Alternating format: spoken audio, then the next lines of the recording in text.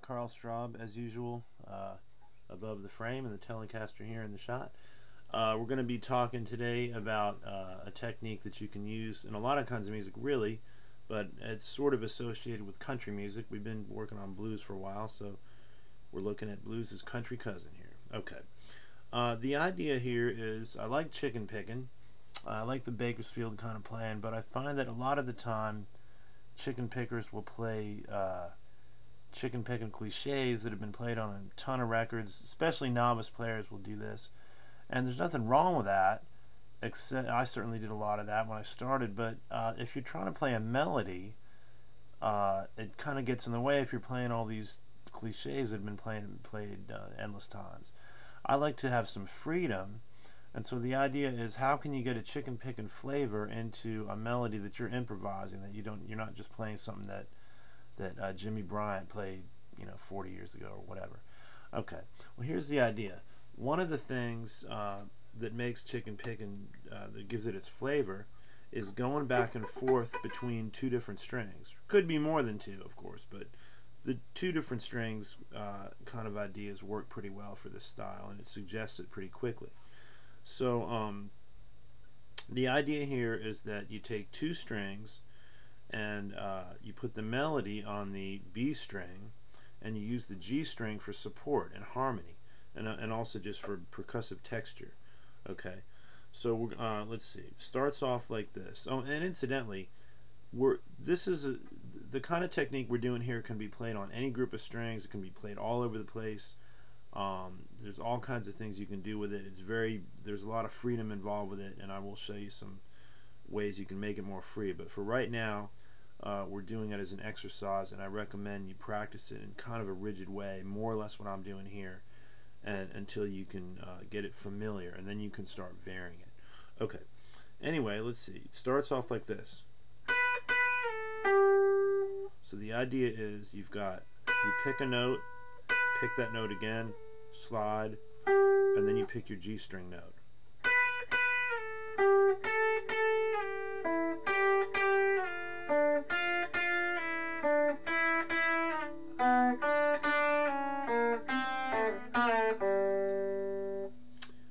And when you get to the bottom, you can't really keep up the formula, so you need to finish in some kind of musical way.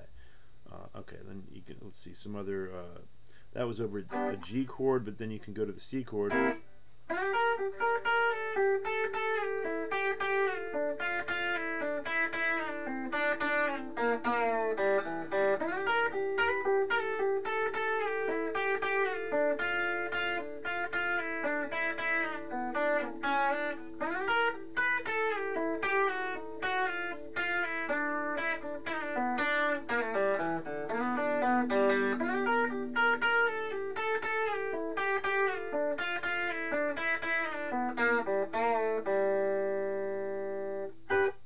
Okay, well, you saw there, I got off track with the pack. I couldn't resist breaking away from the pattern a little bit there, but mostly I try to keep that pattern going.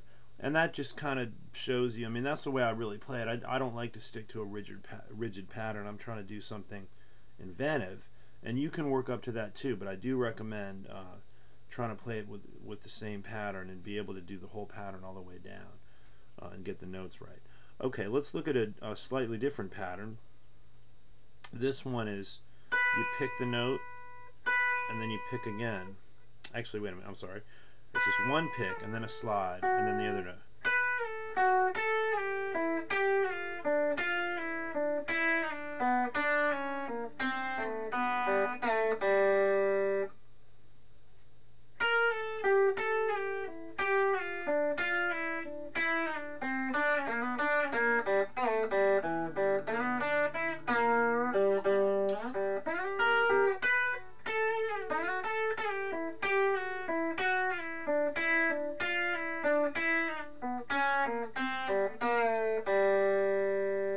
Okay, I didn't stick to that 100% either, but most of the time I did. Okay, and those are two patterns that are kind of similar. One moves a little faster. Incidentally, one of the tricks I'm using, that first pattern is you're doubling up a note before you do the slide. Anytime you have a lick that you've worked on that's pretty good, try doubling a note here and there, and you'll find that it changes the whole flow of the pattern, and in some cases makes it interesting in a different way, or makes it useful for some other situation.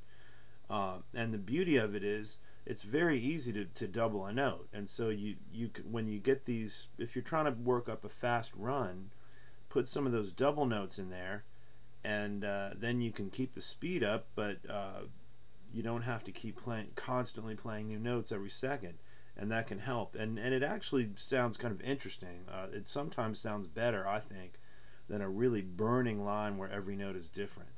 Certainly seems to fit better with country music for me. Okay, let's see. Now this is the pattern that is very, very overtly chicken picking oriented. I should say all this stuff we're doing here can be used in lots of different styles. You can do it with different tempos, different feels.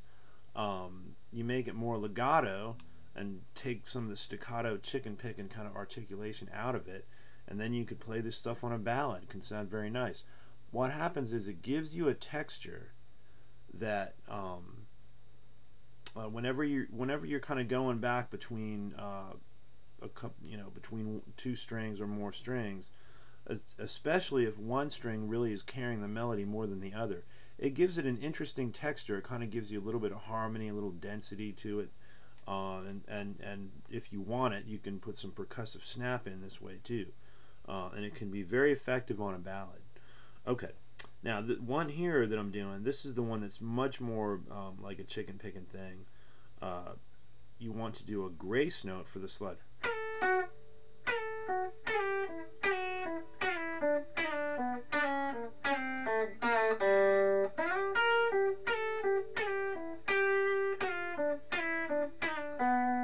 So these are the same lines, except this time you're going.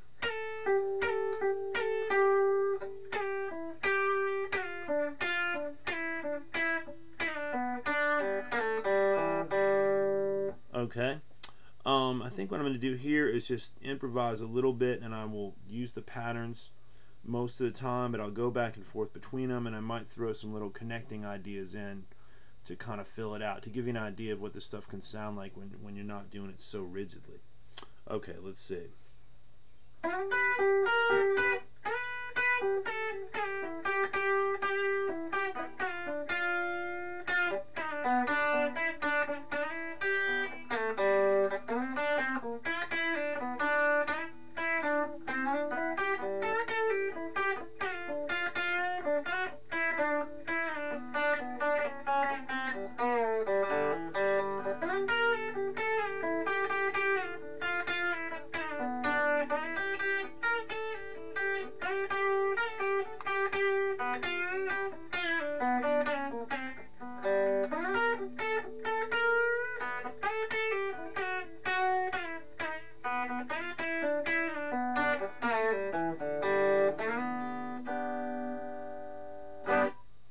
Okay, there you have it.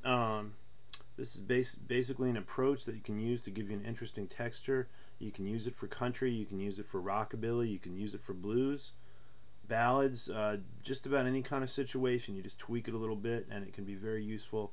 It can make you, with some practice, it can make you seem like a hotter player than you really are, and can make a melody sound like it has a little bit more of a vibe than just a single note line.